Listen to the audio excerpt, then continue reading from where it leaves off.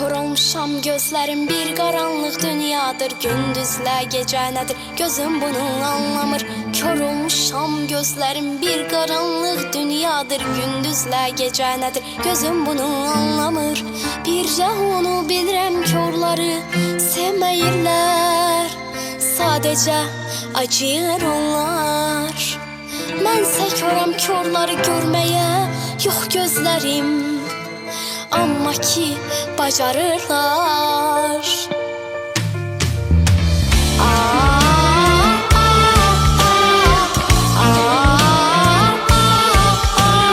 Kör olmuşam qorxudan, şək şübhədən uzağam.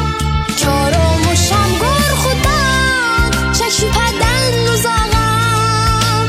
Vallahi yoxsa söylə bəs mən nədən qorxmalıyam? Mən nədən qorxmalıyam? Mən nədən qorxmalıyam?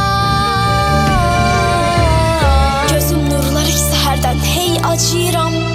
Bəsirət gözlərimin yoxluğuna yanıram, yanıram.